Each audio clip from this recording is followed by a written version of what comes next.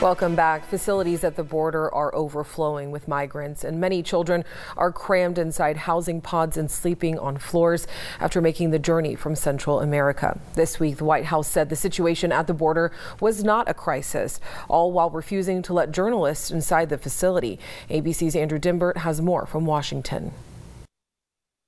It's an ABC News exclusive, a first look inside southern border facilities amid the overwhelming flood of migrants desperately trying to reach U.S. soil. So many are children making the dangerous journey alone with nothing more than a phone number of a relative in America and a hope of help. This is his grandfather's phone number. Inside tented outposts like this one near El Paso, a wave of asylum seekers sleeping on floors, huddled under foiled blankets. From teenage boys to infants, the detention centers are overcrowded, crammed beyond capacity. Only 250 people are meant to be held here at this facility in Donna, Texas. Now, there are nearly 4,000. It's no place for children, many crammed in housing pods, one pod holding more than 400 boys.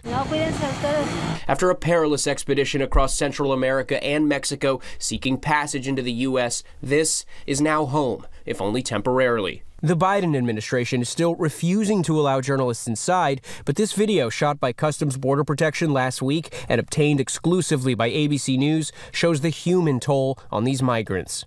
The White House has blamed the Trump administration policies for the current conditions, but it's also drawing fierce criticism for undoing many Trump-era immigration policies without sufficient planning. Vice President Kamala Harris says she hasn't seen the situation firsthand, but acknowledges keeping kids in places like these is un-American and says the White House is working on a solution. We've got to treat this issue in a way that is reflective of our values as Americans and do it in a way that is fair and is humane.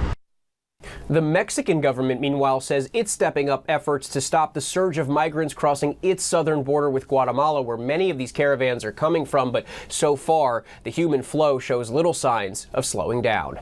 Andrew Dymburt, ABC News, Washington.